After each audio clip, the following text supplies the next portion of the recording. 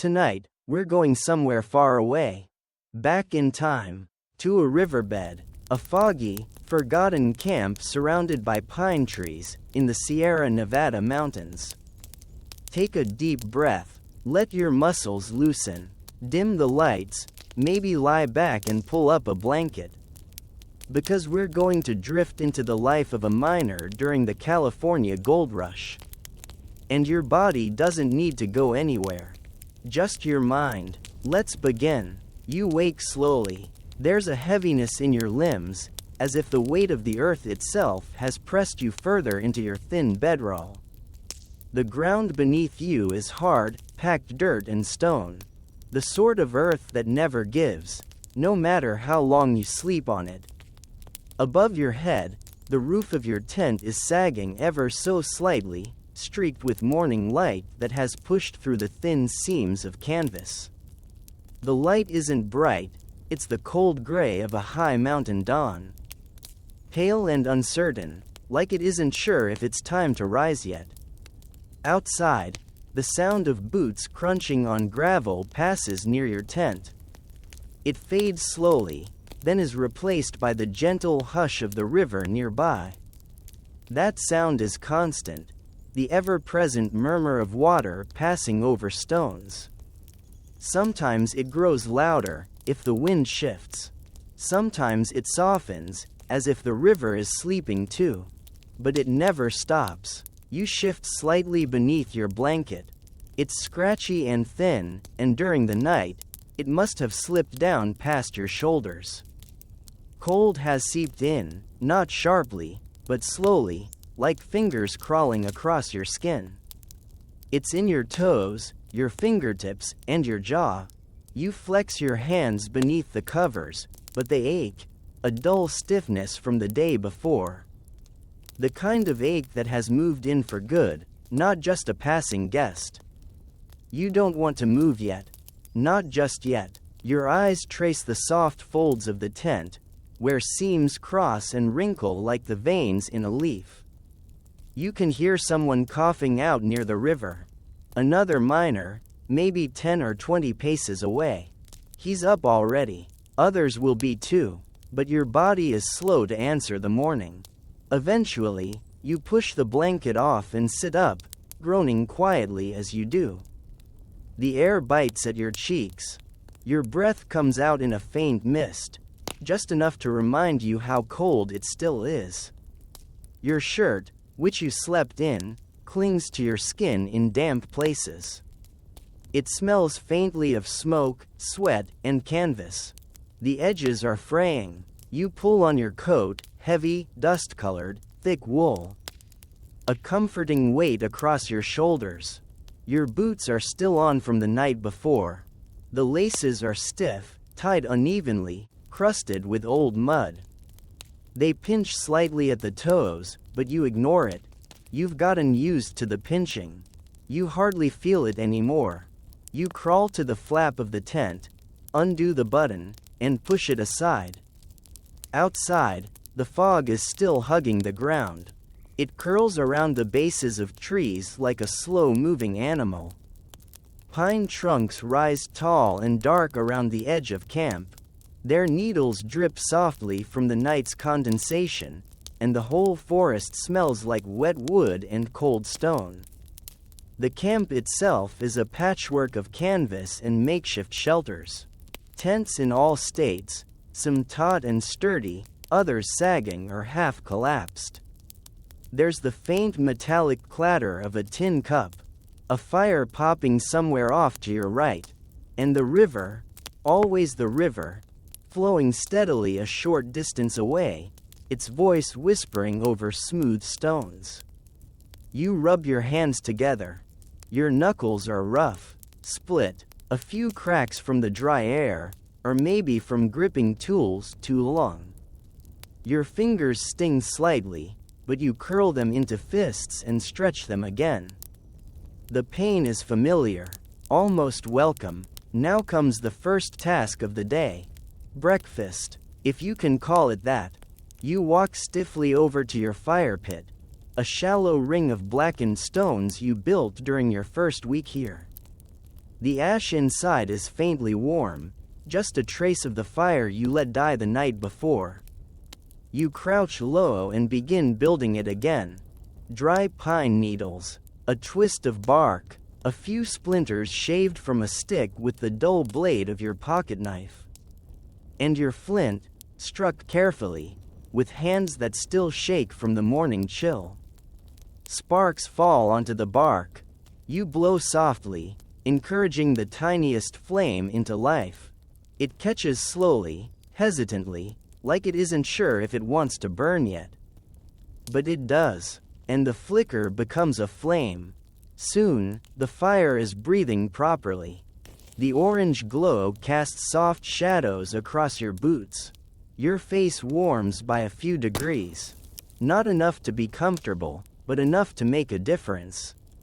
You set a dented tin pot on the stones. From your pack, you pull out a small cloth sack. Dried beans. You scoop a handful, drop them into the pot with a dull clatter, and pour in water from your canteen. The water is cold and clear, taken from the river yesterday evening. You don't bother to boil it separately. You stir the beans with a stick, watching them roll and shift beneath the surface. The scent of damp earth and smoke surrounds you now. Behind it, the faintest whiff of pine needles. A crow calls once, then again. You hear a tent flap open in the distance, someone spitting into the dirt. The day is beginning, whether you're ready or not.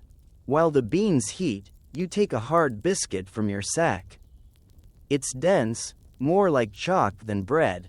You break off a corner with your teeth. It tastes of dust and old flour. It's not good, but it doesn't need to be. You chew slowly, letting the warmth of the fire soak into your legs. Eventually, the beans begin to bubble. You scoop them into a tin plate and eat them carefully, standing over the fire. They're still half hard, not fully cooked through. But they're warm. They fill your stomach just enough to quiet the ache.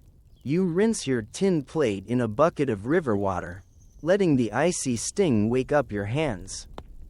Then you stand, slowly, and gather your tools. Your pan, your shovel, your pickaxe, all well used now. The handle of the shovel is worn smooth. The pickaxe has dulled slightly at the point. The pan is dented along one side, the rim warped just enough that it never quite sits flat. You sling them over your shoulder, and you begin walking toward the river. The path to the river isn't really a path. It's just the place where boots have flattened the brush, again and again. The earth is soft here, thick with mud in some places, crusted dry in others. Your boots sink slightly as you go. The edges of your soles leave shallow prints behind. There's no rush. No one rushes here. The days are long, and you already know what they'll hold. You reach the riverbank and pause. The river is wide here, maybe 30 feet across. The water runs fast, but not violently. It murmurs, whispers, glides over smooth stones that have been here long before you. The surface reflects the pale morning sky, cut now and then by the arc of a dragonfly. You pick a spot you've used before, a bend in the river, just behind a line of large rocks that form a natural break. The water here slows slightly, and the silt collects in a quiet eddy. You set your tools down with a sigh. The weight leaves your shoulders, but not your bones. And now, the real work begins. You crouch low at the water's edge, dipping your pan into the cold stream. The chill bites instantly, wrapping around your fingers, stiffening your joints. But you've felt it before, and you will again. The pan fills with a slurry of gravel, sand, and mud. Heavy, cold, you lift it slowly, letting the water drain back out in thin, cloudy streams. Then you begin the motion, the swirl. Circular, rhythmic, methodical. The heavier stones settle, the lighter sand begins to lift and drift away. You tilt the pan slightly, washing away the finer grains, letting gravity do its slow work. Again and again, you swirl, tilt, rinse. Your eyes scan the bottom, searching for anything out of place. A glint, a shimmer, a single golden fleck, no bigger than a seed. But there's nothing, just pebbles and mud. You sigh, dump it, and dip the pan again. The routine is comforting in a way. It numbs the mind. Swirl, tilt, sift, dump. The river speaks gently as you work. Sometimes you listen. Sometimes your thoughts drift far away, to a cabin back east. A mother's kitchen, a letter never sent. Other miners are working nearby, but no one speaks. Voices feel out of place here. Even the birds are quiet. You work this way for hours. Your back begins to ache, slowly, then sharply. A low pain that starts near your spine and radiates outward. Your hands, soaked too long, begin to split at the knuckles. The cold water doesn't help, nor does the sun, climbing now higher in the sky. You pause, sit back on your heels. The light is different now, warmer, stronger. It falls across the river like a golden mist, lighting up the water in places. But not the pan, never the pan. You reach for your canteen, unscrew the lid, and take a small sip. The water is lukewarm now, stale with metal, but wet enough to ease the dry burn in your throat.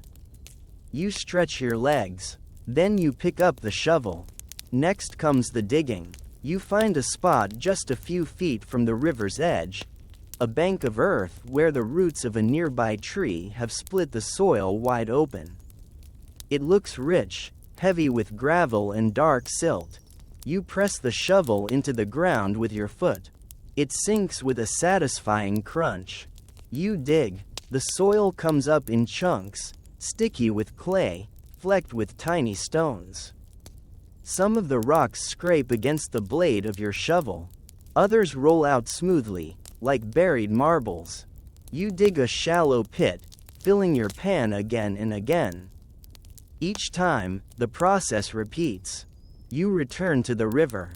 Kneel, swirl, tilt, sift. Occasionally, something catches your eye. A sparkle, a shine, but it's always pyrite, fool's gold. Your heart lifts, then drops, all in the span of a second. Still, you keep going. Not because you're sure there's gold here, but because stopping feels worse. Noon arrives slowly. You don't have a clock, but you know, by the angle of the light, the change in the birdsong, the tightening in your stomach. You sit on a large stone near the edge of the river and pull out what's left of your food. Another biscuit, slightly crumbled, and a strip of salt pork, wrapped in cloth. The pork is hard, salty, and oily on your tongue. The biscuit cracks in your mouth, then softens just enough to swallow. You chew slowly, deliberately, not because it tastes good, but because you don't want it to end too fast. Around you, the day hums softly. A breeze picks up, rustling the trees. You hear the flapping of canvas somewhere back in camp. A low whistle from another miner, barely audible. Just a tune to himself.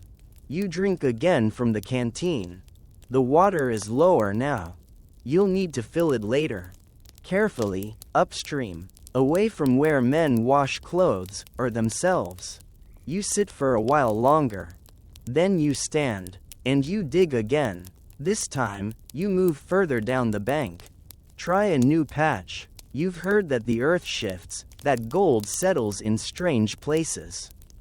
Some men strike it rich after just a few hours. Others, not at all.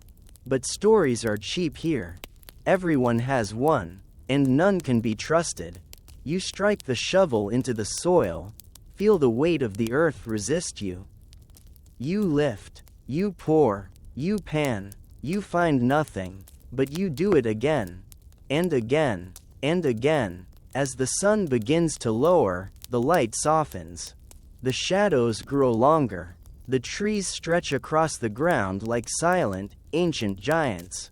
And the river seems calmer now, not quieter, but slower. More thoughtful. You pause your work. Your back is tight with pain. Your shoulders feel stretched, pulled by unseen hands. Your fingers are raw, blistered in some places, split in others. You pick up your tools, slower this time. Less ceremony, just survival. The walk back to camp is uphill. Not steep, but enough to make your legs burn. Your boots drag through the mud. You step over roots, around stones. The familiar path.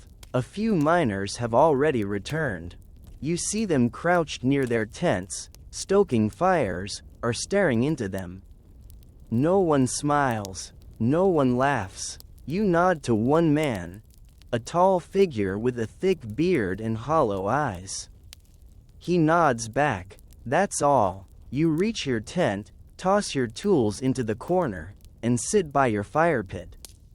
The fire is harder to start now. Your hands are shaking. Your breath is thin. But eventually, the flame returns. You cook what's left of your beans. No meat tonight. No biscuit. Just beans and river water. You eat slowly. And when the tin is empty, you don't rinse it. You just set it aside. And sit. The stars begin to appear above the trees. One by one, like tiny lanterns flickering into life. The sky is enormous out here, bigger than you remember from the city. The air smells like smoke, pine, and cold. You pull your coat tighter. Rub your hands together again. Feel the ache deep in your bones. You think, briefly, about gold. Not the metal, but the dream of it. The way it pulled you here. Dragged you across miles of dirt and dust. Promised something it never really meant to give. But you don't linger on that thought. You crawl into your tent. You don't remove your boots. You lie down. The ground is as hard as ever. But you're too tired to notice. The blanket barely covers your legs. But you're too numb to care. The river still speaks outside. A lullaby made of stone and water. Your eyes drift shut, and sleep takes you again. You sleep like a stone. Heavy, motionless, unbothered by the cold that presses against the outside of your coat, or the ache in your hips from the uneven earth. The sound of the river never stops. It stays with you through the night, moving gently in the background of your dreams. Sometimes it sounds like voices. Sometimes it sounds like memory. But it's always there. Eventually, light begins to push back into the tent. Not warm light, just a pale gray smudge against the canvas. You stir beneath the blanket. Your joints don't want to move. Every muscle feels stiff, as though sleep only deepened the wear on your body. Your hands curl slowly into fists, reluctant to wake up. The skin across your knuckles feels tight, as if it might crack if you move too fast. You pull the blanket up, tuck it under your chin, and breathe slowly. You could stay here longer. But you already know you won't. Minutes pass. Then you sit up. The cold greets your face immediately. A little sharper this morning. The kind of cold that seeps into the hollows of your collarbone, creeps behind your ears, finds the cracks between layers of clothing. You don't bother taking your boots off anymore. They stay laced while you sleep. You just loosen them a little before lying down. Now you tug them tight again, knotting them with shaking fingers. You press your palm to the inside wall of the tent. The canvas is damp with dew. You push the flap aside. The fog is heavier today.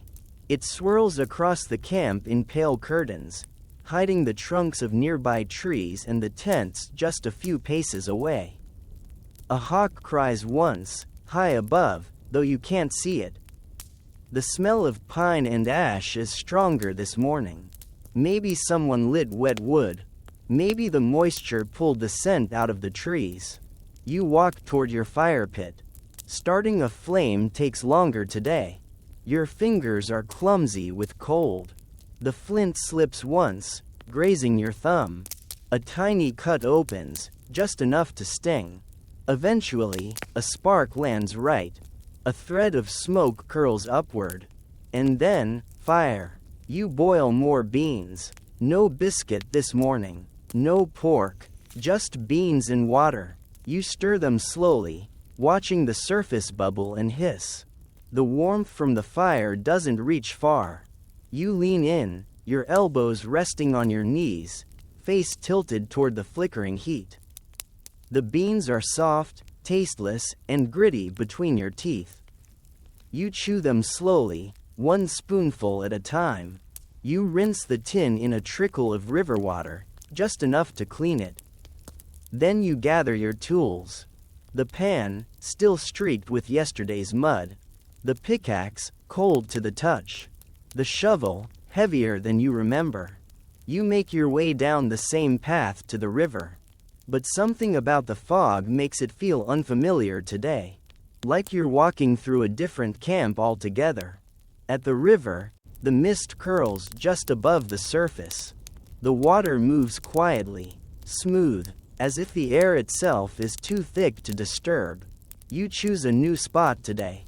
A narrow gravel bar that juts out where the river bends. It's harder to reach. You have to cross through shin-deep water to get there. Your boots fill with cold.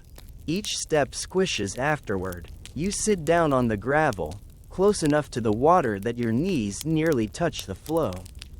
You start panning.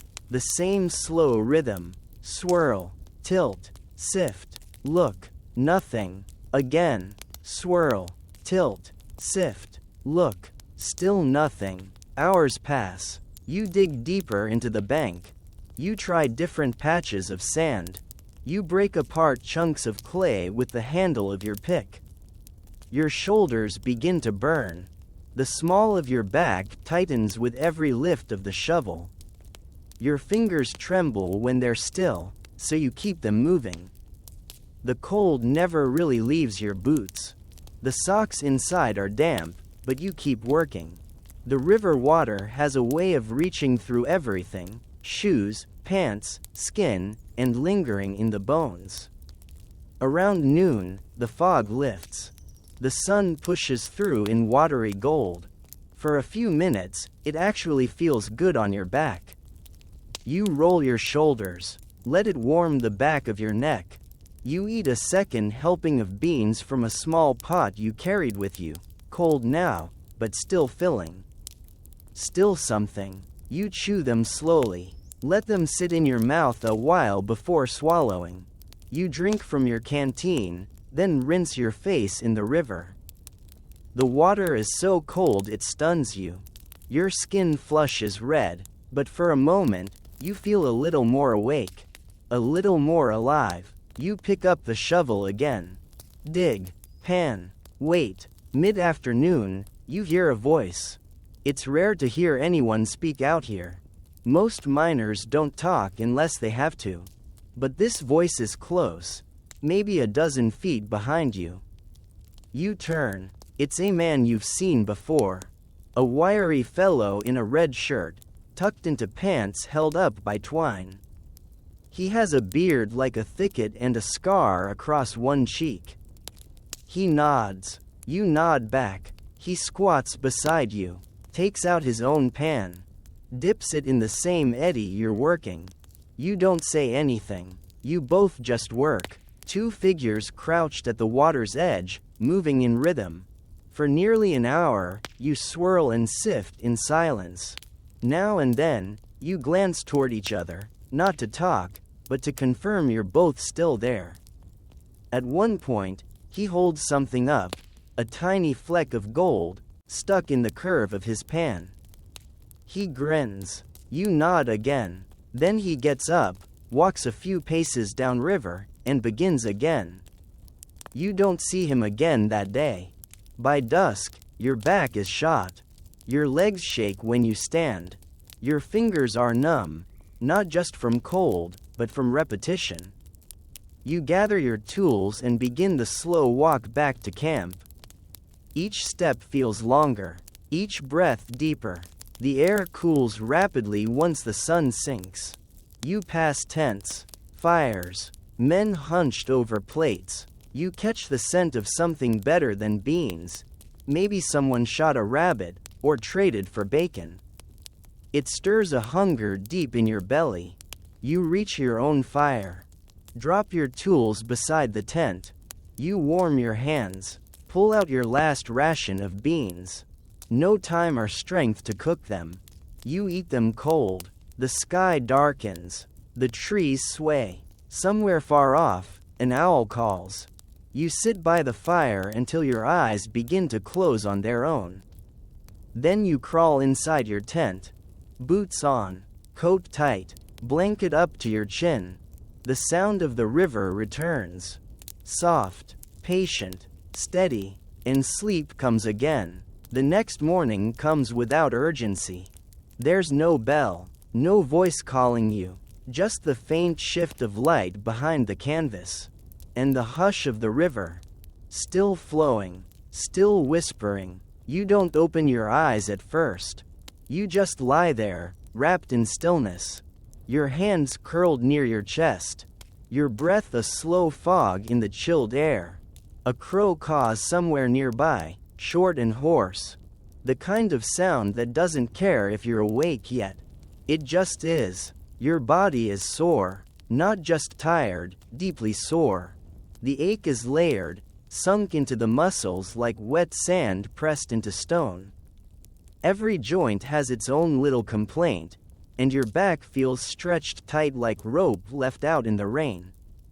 Eventually, you move, first your fingers, then your wrists, then your shoulders. You shift one leg, then the other. Each movement is slow, deliberate, not because you're lazy, but because you've learned. Sudden moves just hurt more. You sit up in the tent. The air inside is cold and still. Your breath hangs in a pale ribbon in front of you. Your coat is damp from the night air. You tug it tighter around your chest and reach for the flap. Outside, the world is painted in soft, wet gray. Clouds hang low over the trees. The mist hasn't lifted yet. A dew clings to every surface. Each blade of grass, each knot of rope, each flap of canvas darkened with moisture. You step outside. The earth is soft under your boots, not muddy yet, but on its way. You pause beside your tent. Just to breathe, you rub your hands together, trying to coax a little warmth into them before you attempt the fire. The skin across your palms feels stiff, raw in some places. A thin line of red still marks the place where the flint bit you yesterday. You kneel at the fire pit. Strike, strike again. The flint sends out small sparks, but the kindling is damp. You blow gently, coaxing life from reluctant smoke. It takes longer today. Your hands shake. Your thumb still aches. Eventually, a flicker, then a flame. It builds slowly, cautiously, curling around the twigs as if unsure whether to stay. You lean close to it, letting the warmth crawl across your cheeks. It doesn't reach far, but it helps. You boil water for the beans. The sack is getting lighter. You make a mental note. You'll have to walk to the nearest supply shack soon. Probably tomorrow. It's a good 2 hours out. Maybe more if the trails are slick. You stir the beans. They bubble faintly. The scent rises, earthy and plain, but warm. You eat slowly, one bite at a time, letting the heat do more than just fill your stomach, letting it soothe the tired places inside you. There's a peace in the quiet. No conversation, no clocks. Just the smell of wood smoke and the crackle of flame. You clean your plate with river water. Your hands sting again from the cold. That's normal now. You gather your tools. Your legs are heavy today. Like you're walking through water, even when you aren't. Your boots drag slightly through the wet earth. As you reach the river, the mist parts for a moment. The water is dark and smooth today, deeper in color, as though reflecting the sky's quiet mood. You notice how the edges move slower than the center, how the stones near the bank are streaked in pale green moss, soft as velvet. You sit down on a flat rock and watch the surface for a while. Not because you expect gold to float past. Just to see. A dragonfly lands nearby, thin, fragile wings shimmering with moisture. Its body pulses slightly as it rests. Then, just as quietly, it lifts again and vanishes downstream. You begin to work, the same motions, but slower now, not out of laziness, just fatigue. The kind that settles into your ribs. The kind that makes time stretch out, like your limbs after a long day. You dip your pan into the silted water. Lift, swirl. The motion is almost meditative now. The way the gravel shifts. The way the sand lifts and turns, glinting briefly before sliding away. You tilt the pan, letting the water rinse away another layer. You stare into the bottom, eyes scanning for flecks. Nothing, but the peace is in the doing, not the finding. So you do it again. You dig a small trench with your shovel. The soil is thick and black here. A little looser than yesterday. You wonder if that means anything. You've heard a dozen theories, none of them reliable. You keep working. The sun never fully emerges today. It hides behind gray veils, casting a soft, even light that never grows too bright. You don't mind. It means you don't sweat. It means your skin doesn't burn. By midday, you've filled your pan at least 50 times. Your hands are stiff. Your thumbs ache from gripping the rim. You pause for a short rest. Sit on a log. Drink from your canteen. You forgot to refill it last night. There's not much left. You tilt your head back. Breathe in the scent of damp bark and river water. It smells like stillness, like time that doesn't move forward.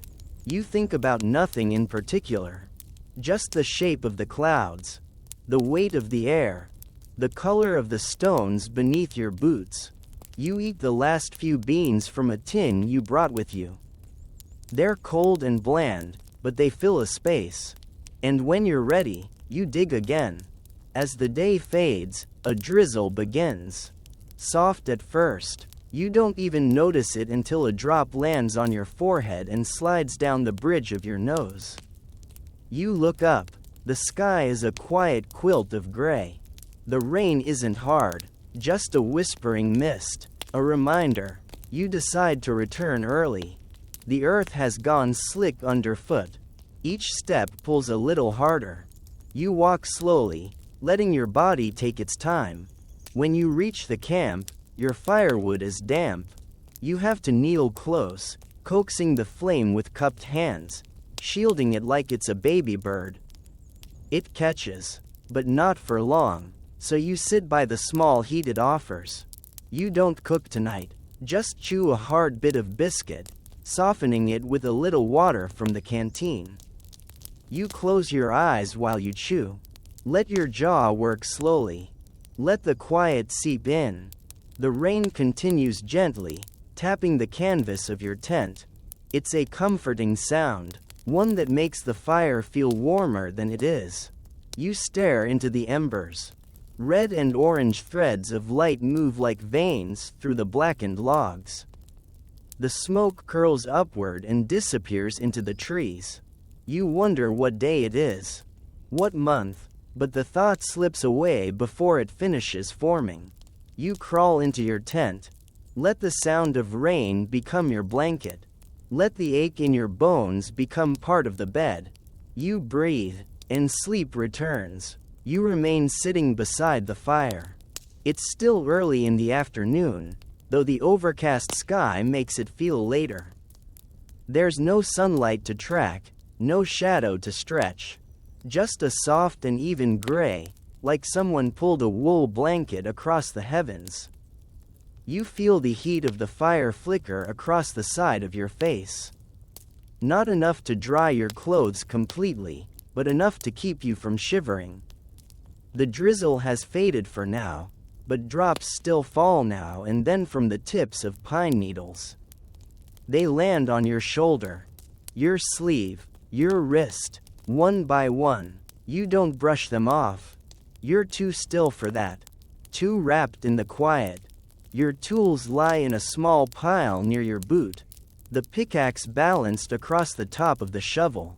The pan resting against the tent pole, its rim still muddy, wet gravel clinging to the inside. You know you should clean it. Letting the muck dry will only make it harder to scrape later. But your hands are heavy, and your breath feels thick in your chest, not out of illness, just weariness. So you stay where you are. There's no reason to move quickly. Not here, not anymore. Eventually, your eyes drift to the pan.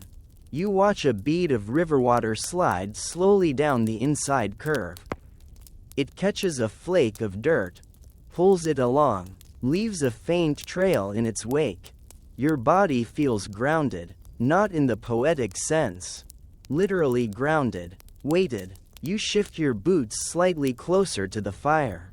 The leather makes a faint creak as you stretch your toes. The warmth from the flames has reached them now, barely. You feel the skin inside your socks tingle, as if thawing from the inside out. You look down at your hands. The backs are dark with dust and river silt. Faint streaks of dried blood mark 2 knuckles, tiny scrapes from earlier, when you struck stone under the topsoil. Your nails are cracked. A splinter is wedged just beneath the thumbnail of your right hand. You consider removing it, but not now. For a moment, you run your fingertips over the wooden handle of your shovel. It's smooth in some places, worn by repetition. In others, it's splintered, tiny jagged edges that catch your skin if you aren't careful.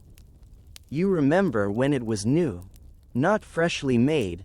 Nothing here is, but new to you. You'd traded 2 blankets and a half tin of lard for it. That was weeks ago, maybe months. The man you got it from has long since moved on. Or maybe he didn't. There are tents that go quiet overnight and don't wake again. Some men pack up in silence and vanish before the sun rises.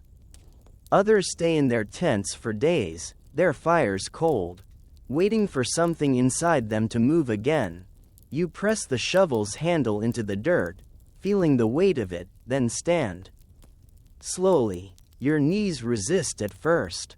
A deep tightness at the base of each thigh. But the motion helps. Stretching brings a dull warmth to your hips. You roll your shoulders once, twice. You consider panning again, but your hands tell you not yet. So instead, you take a walk. No reason, no destination, just a slow movement away from the fire, up the gentle rise behind the camp. You follow a faint trail, one made by boots like yours. It curves between trees, winding through ferns and soft moss. The forest is quiet, no birds, no branches creaking, no breeze moving the high limbs. Just the sound of your boots pressing into the damp earth, and the occasional snap of a twig beneath your weight. You walk slowly, each step an effort, but not unpleasant.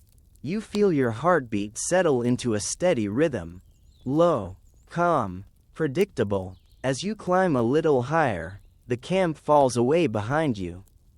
You don't turn to look at it. Instead, you stop at a break in the trees. There's a rock here, smooth and flat, almost like a bench. You sit down on it and stretch your legs in front of you.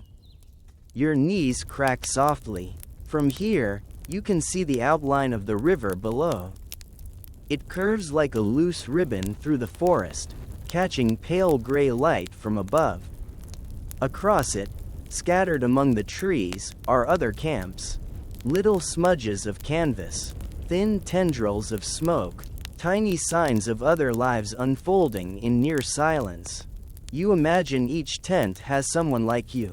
Someone crouched by a fire, stirring beans. Someone staring into a dented pan. Someone wondering if the gold was ever real to begin with. You wonder what brought them here. Not the gold. Everyone says it's the gold. But behind that, there's always something else. A bad harvest, a lost job, a dream that dried up somewhere between home and the Sierra foothills. You reach into your pocket and feel the folded scrap of paper there. A letter, unsent, unread. You don't pull it out. You already know what it says. The words are worn thin in your memory. You've read them 100 times. Instead, you slide your hand back out and rest it on your thigh. You breathe in the scent of pine needles and old smoke, and let your gaze soften. Below, the river keeps moving. It doesn't know how to stop. You sit there for a long time. Long enough for the light to shift slightly. Long enough for your legs to go numb at the knees. Eventually, your stomach growls. A deep, low churn. You forgot about hunger for a while. Now it's back. Not sharp, not urgent, just a hollowness. You rise. Not quickly, not slowly, just patiently. You walk back the way you came. The trail greets your boots like an old friend. Each step is quieter now. The forest still hushes itself around you, as if letting you pass without question. The trail bends back toward camp in gentle curves, each turn revealing a little more of what you already know by heart. There's your fire pit, its ring of dark stones still damp from the mist. The canvas of your tent leans slightly to one side, tugged by a crooked tent pole that's begun to bow under the weight of days. The axe handle sticks out from beneath a folded wool blanket, and beside the tent, your shovel lies exactly where you left it, quiet, still, waiting. You step past it, boots heavy on the soft earth, and crouch again near the fire. The wood you gathered earlier has dried a little now, just enough to catch a spark. You strike the flint with practiced rhythm. The spark leaps, catches, smolders. You blow on it gently. The flame grows with a dry whisper. Smoke rises in a narrow ribbon, curling up toward the overcast sky. You sit down slowly, your knees spreading outward as your legs fold. Your thighs buzz with the low ache that never really leaves anymore. It's just part of you now, part of the way your body settles into itself after hours of bending and lifting and walking with weight. You pull your small sack of food from beside your tent. It's lighter than yesterday. You undo the string, reach in slowly, and feel with your fingers for what remains. A hard biscuit, dry as stone. A few scraps of salted pork, rough-edged and stiff. 2 small pinches of dried apple slices, curled and yellow at the edges. You set the biscuit in your palm. There's a crack running through the center. You trace it with your thumb. No sound from the camp right now, just the fire, and the ever-present voice of the river, farther off, steady, unchanged. You break the biscuit in half and hold one piece over the flames. You turn it slowly, letting the heat touch it. Not long, just enough to warm it through, soften it slightly. Then you bite. The edge is hard. You chew carefully, letting your saliva do the work. Each bite takes time. Each swallow feels like an accomplishment. You pull a thin slice of pork from the sack. It's greasy on the outside, tough in the middle. You gnaw at the edge, tear it loose with a slow pull of your teeth, and chew again. Eyes half-lidded, your thoughts still out in the woods. Somewhere nearby, another fire cracks. A man coughs, once low and dry. You don't look toward the sound. You just listen. He coughs again. Then silence. You finish your meal with the apple, only a few thin curls. You chew them slowly, savoring their sharp tang. It's the most flavor you've had in days. You rinse your tin cup with the last few drops of water from your canteen. The metal is cold in your hand, slick with condensation. You shake it dry with a slow flick of your wrist. Now it's time to clean your tools. Not because you want to, but because if you don't, they'll rust, or bend, or worse, fail you just when the work gets good. You start with the pan. You walk to the river's edge, crouch low, and dunk the pan deep into the current. The water rushes in, cold and fast, swirling silt back into itself. You hold the rim of the pan with both hands and scrub it against a smooth stone on the bank. The grit clings to the metal. You wipe it with your palm, then rinse again. The cold moves up your wrists like it always does, gradually, then all at once. It climbs to your forearms, then your elbows. Your skin tightens, your fingers throb. Still, you scrub. The inner curve of the pan clears slowly. Dirt lifts away. Small flecks of gravel roll off into the current. You inspect the rim, a new dent near the top. Probably from where it slipped out of your grip yesterday and hit a stone. It's still usable. You set the pan upside down on a nearby rock, letting it drain. Next, the shovel. The blade is streaked in dried clay. Thick brown lines that cling like paint. You lower it into the water and use your boot heel to scrape the edge. It resists at first, but a few hard scrapes loosen the layer. The steel shines faintly underneath, not bright, just dull silver in the shadowed light. You flip it over and repeat the process. Clay breaks, slides off, sinks. A salamander darts from beneath a submerged rock, a flick of orange and black, gone in an instant. You watch the ripples where it disappeared. Then you return to the work. With the blade mostly clean, you inspect the handle. There's a long, thin splinter working its way along one side, almost like a crack in the grain. You run your thumb over it slowly. Then press. It flexes slightly. Still solid, for now. You decide to wrap it later with a bit of canvas cord. You set the shovel beside the pan. Both resting on stone, both drying in the pale air. The pickaxe is last. It's the heaviest, the hardest to clean. You saved it for that reason. You lift it by the shaft, testing the weight in your arms. It feels heavier today, but maybe that's just you. You wade into the shallows, water up to your ankles. You crouch, dipping the metal head beneath the surface. Tiny bubbles rise where the blade meets the haft. You tilt it sideways, letting the current rush over it, scrubbing away loose dirt. Then you drag it across the top of a submerged boulder. Not hard enough to dull it, just enough to scrape clean the edge. You do this slowly, carefully, again and again, until the last of the mud falls away. You stand there for a while longer, the pick resting on your shoulder, your boots soaked through, but unmoving. The water swirls around your feet. You feel a chill rise through your legs. But still, you don't move. You're not stalling. You're just letting the quiet fill you again. You step back from the riverbank. Your boots squish faintly as you climb out of the shallows, the wet leather clinging to your ankles, pulling slightly with each movement. The air is still cool. Not sharp, but quiet. The kind of cold that hides under the skin, just enough to make you notice. You stand for a moment on the stony path above the water, letting the last beads of river water drip from your sleeves.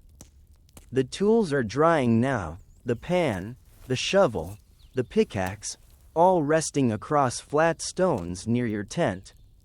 You'll oil them later, wrap the handle, scrape off whatever the river missed. But first, the canteen. You pull it from your belt. It's light, nearly empty. A few droplets swish at the bottom, too shallow to quench anything. You uncap it with a slow twist, the metal threads squeaking softly. You crouch once again near the water's edge. You know to go upstream from where you clean your gear, far enough that the water isn't cloudy, isn't warmed by use. Just pure meltwater, cold and clear. You walk along the edge for a few dozen paces, boots carefully skirting the softer banks where mud waits to pull you in. Up ahead, a large boulder juts out into the river. The water there curls around it in a deep pool, barely disturbed by the current. You kneel there. The canteen dips beneath the surface. You watch the stream swirl around your wrist as it fills, slow and smooth. Tiny bubbles rise and break against the rim. The weight increases in your palm. Familiar, comforting. You lift it out and let the droplets slide down the outside. You screw the cap back on, brushing a wet curl of hair from your forehead. When you stand again, your knees pop softly, a pair of tired hinges creaking back into place. You loop the canteen back through your belt and give it a gentle pat with your palm, like you're thanking it for holding on. You start to turn back toward your tent when you hear someone approach. It's faint at first, the soft scuff of boots over packed dirt, coming from the trees. You pause. Soon, the figure comes into view. A man, maybe 30, maybe 50. Hard to tell in this place, where sun and wind grind everyone into something older than they are. He wears a brimmed hat, dark with sweat. A long coat hangs open over a rough-spun shirt. His boots are laced with twine. One of them drags slightly, maybe a twisted ankle from weeks ago, maybe just the way he walks now. He sees you and gives a small nod. You nod back. Neither of you speaks for a moment. He steps up to the same bend in the river and kneels on the opposite side, dipping his own canteen into the current. You watch the motion, nearly identical to yours. Then, his voice. You get anything today? It's not a question asked with hope. Just something to fill the space. You shake your head once. Not yet. He nods again. Doesn't seem surprised. Same, he says. He screws his lid on and rests the canteen on his thigh. Then he looks at the water. It's quiet for a while. The river whispers between you. He doesn't look at you when he speaks next. Some say the real gold's south, near Sutter's Creek, further than I care to go. You don't answer. You've heard that rumor too. And a dozen others just like it. Still, he says after a pause, I figure if I keep looking long enough, something'll turn up. You nod again. He finally looks your way, eyes tired, but clear. You headed up to the shack today? You hesitate. You hadn't quite decided yet. But the food's low. You're down to your last 2 biscuits, and the beans won't last past morning. Yeah, you say, voice low. Figured I'd go before it gets too muddy. He nods like he understands. Of course he does. Mind if I walk with you a bit? You glance at the trail. The narrow, winding path that curves up past the rise and into the pine. You think about saying no, but there's something human in the offer. Not conversation, just presence. You nod once. All right, you walk together in silence. The trail is soft beneath your boots, damp with last night's drizzle, but firm enough to hold. The trees rise on either side, tall and silent. Pines, old ones, their trunks thick, their branches layered like folded arms.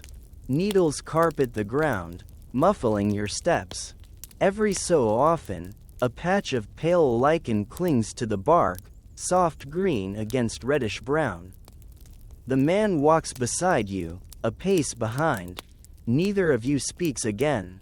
Now and then, his boot scuffs a stone. You pass a fallen log, split open with age, its insides hollowed and rotting. A squirrel chirps high above you, sharp, fast, gone. The path narrows at one point, winding around a rocky outcrop. You step aside, let him pass. He nods as he does, brushing his shoulder against a fern. The shack is still a long way off, maybe another hour's walk. But the quiet doesn't weigh on you. If anything, it lifts. You've walked this trail before, alone. You know its bends, its muddy patches, where the air thins, where the smell of wood smoke first appears. Now, the rhythm of shared footsteps feels different. Not easier, just steadier. Halfway up the ridge, the trail curves again, and you pause. A small clearing opens ahead, no more than a few paces wide. At its center, a mossy stump leans to one side, carved faintly with initials.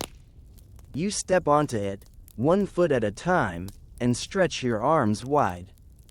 Your back pops. The air feels lighter here, touched by altitude and pine.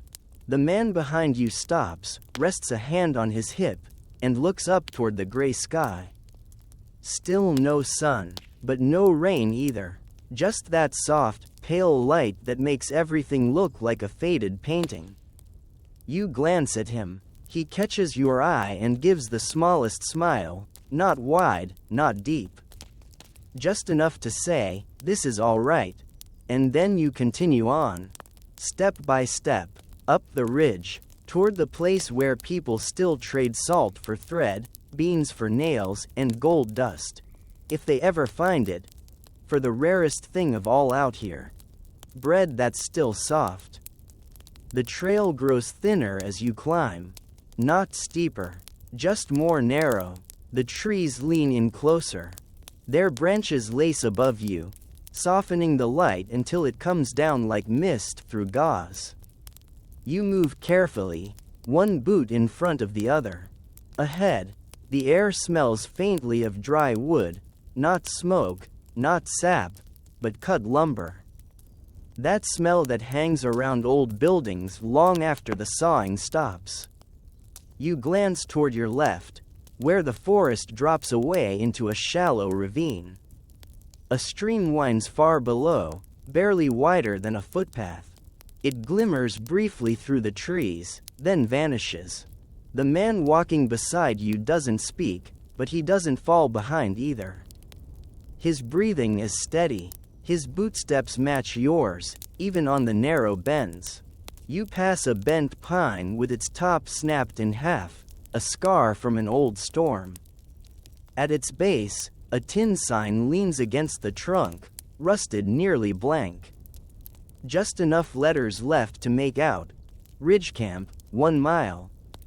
Almost there. You nod to yourself. You follow the trail for another dozen paces until it crests the ridge. And there, nestled among the trees, is the shack. It's a small, sagging rectangle of wood. The roof is tin, patched with bark and nailed cloth in places where rust has chewed holes through it. The door hangs slightly ajar, swinging gently in the breeze with a low wooden creak. Beside the door, someone's hammered a frying pan into the wall like a decoration. Its surface is blackened with soot, its edges warped like a melted coin. There's no sign out front. No name, but you don't need one. Everyone knows it's the place. Outside, a pair of crates hold firewood, neatly stacked. Beside them, a broken chair, missing its back legs, slumped like a man too tired to sit upright. You pause at the threshold. Inside, the air smells like dust and burlap and iron. You duck slightly and step through the door. The floorboards creak underfoot. They're warped in the center from too many wet boots, but you avoid the worst of the dips and step lightly. To your left, a shelf of canned goods. Dusty tins with handwritten labels, most of them faded. You run a finger across one and leave a clean line behind. Beans, 5 cents, is scratched into the surface with the blunt edge of a nail. You pick it up, weigh it in your hand. It's heavier than it looks. You set it in your sack. On the next shelf, biscuits, wrapped in waxed paper. A dozen of them, stacked in rows of 4. They're rough-edged, uneven. Clearly made by hand. You press one gently between your fingers. It crumbles slightly. Still good. You take 2 and tuck them beside the beans. Further down, a jar of pickled eggs, cloudy with brine. You stare at it for a moment, not sure if you're craving them or just curious. You move on. In the back corner, a man sits on a stool behind a small wooden counter. He's reading a folded newspaper, squinting in the dim light. His shirt is unbuttoned at the collar, sleeves rolled to the elbow. He doesn't look up right away. Only when your boot creaks near a loose plank does he glance your way. He sets the paper down, slow, like it's part of a ritual. "Afternoon," he says, voice raspy but polite. You nod. "Afternoon." He leans forward, folding his hands. "Trading, or buying?" You untie the small pouch from your belt, the one you keep wrapped in cloth, tucked close to your hip. You open it slowly. Inside, a few coins, a dull button, 2 strips of deer hide, and a pinch of gold dust, barely enough to fill the corner of a spoon. He watches without leaning in. Just nods once, like he's seen this pouch a dozen times before from a dozen different men. You pull out the coins. 3 nickels, one with a hole near the edge. "I'll need beans, biscuits," you say. Then after a pause, "Salt, if you've got it." He nods again and stands, joints popping slightly as he moves. He takes a small tin can from a shelf behind him, opens it, and pinches out a measure of coarse salt into a square of cloth. Ties it with twine, sets it beside the biscuits you've already picked out.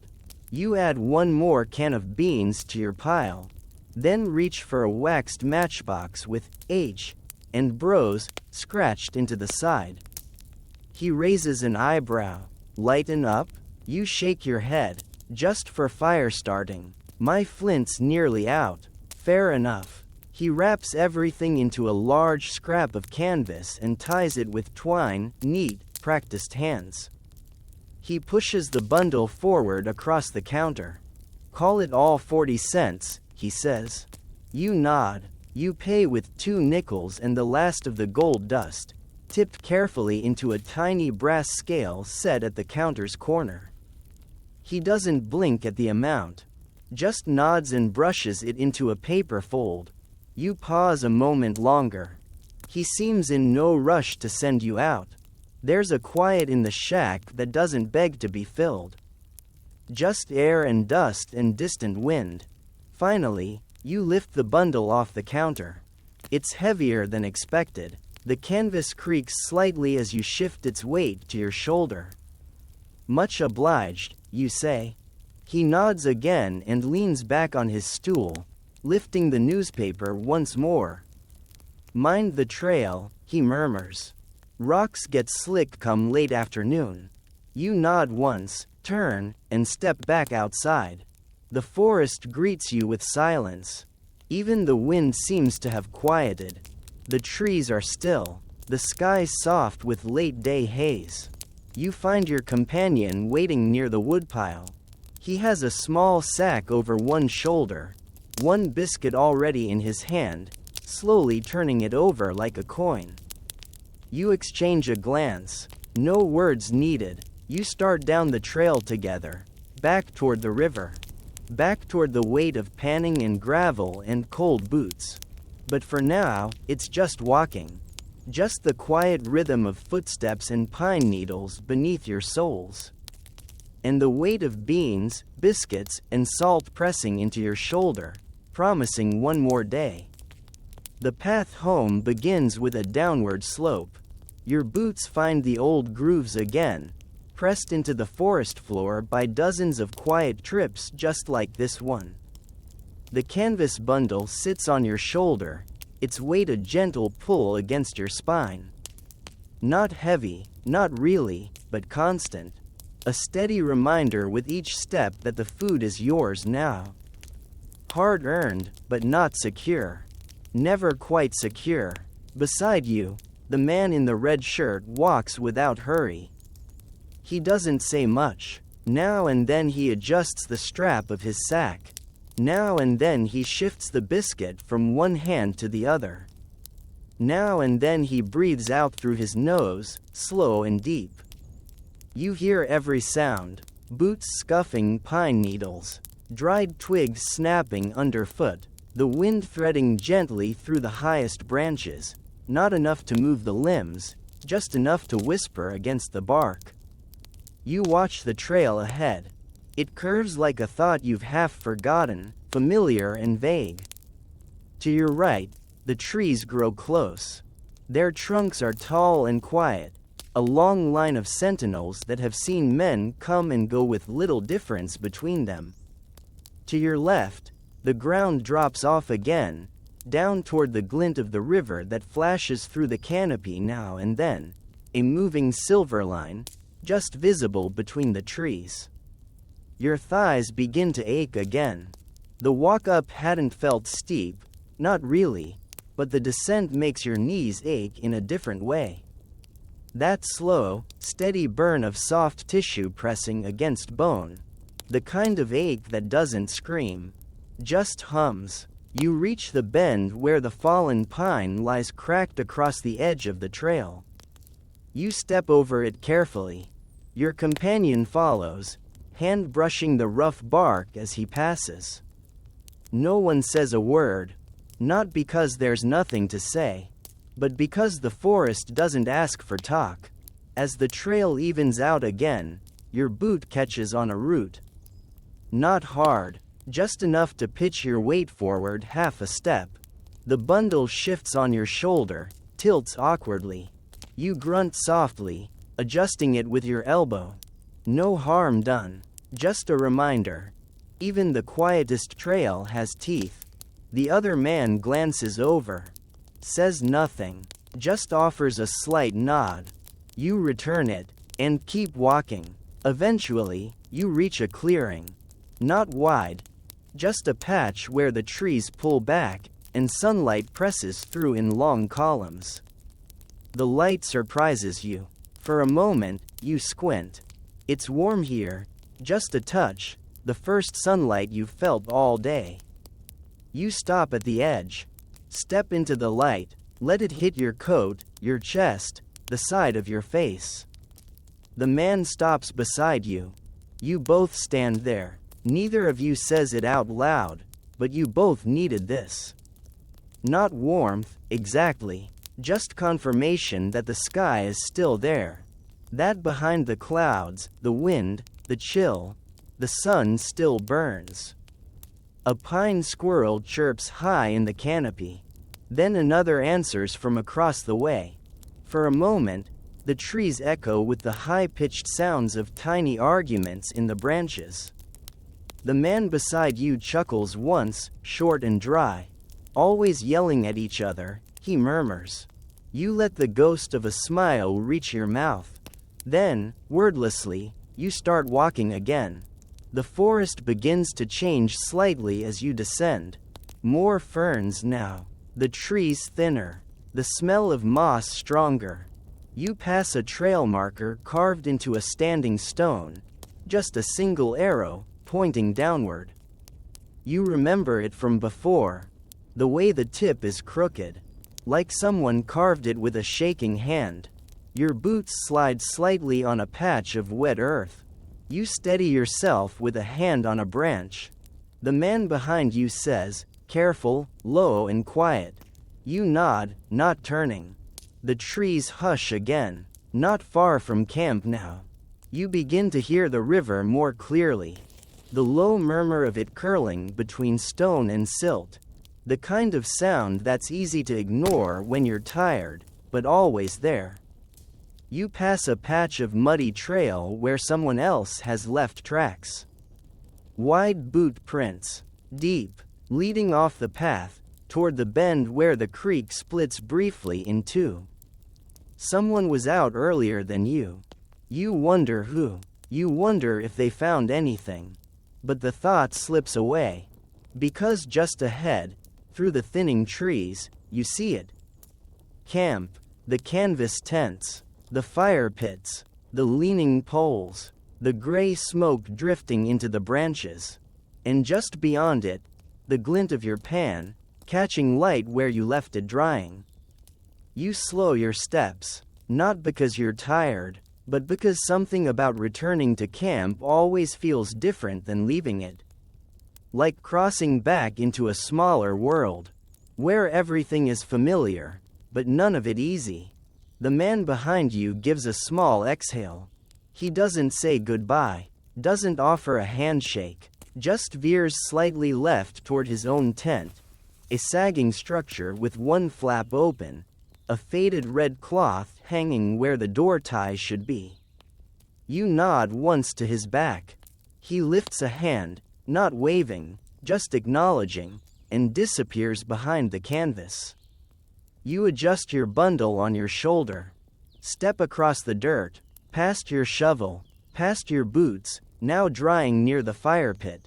You crouch beside the stone ring and lower the bundle gently to the ground. It lands with a soft thud, canvas on earth, twine stretching. You rest your hands on your knees. Breathe in the smoke, the pine, the faint smell of damp wool. And listen. Somewhere nearby, a man clears his throat. Someone strikes a flint, someone sharpens a blade, and the river flows, as it always has, as it always will. You crouch beside your tent and untie the canvas bundle. Your fingers are slow now, not stiff, just measured. The knot in the twine gives with a gentle tug, loosening like a strand of hair between your fingers. You fold the cloth back one corner at a time, revealing the goods within. Beans, biscuits, salt, 2 matchbooks, 1 small strip of pork, wrapped in oilcloth. You sort each item slowly into the small wooden crate near your fire pit, the one with a lid you carved out of a shipping plank, back when you first arrived. You keep the biscuits near the top, the beans near the back.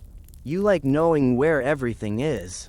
Once the bundle is empty, you fold the cloth flat and set it beneath a stone. It'll dry there, then serve as a napkin, or a bandage, or a sack again. Everything here has to do more than one job. You sit back, stretch your legs, feel the weight of your boots pressing gently into the dirt. Your hands rest on your thighs, palms open. You feel a breeze move across your fingertips, cool, light, barely there. You breathe in. There's a calm in the camp now. Most fires are low. Men sit in silence, chewing slowly, or just watching the trees. Someone hums quietly, just a single note, repeated like a lullaby. You don't know who. You don't need to. You turn your head and look at the river.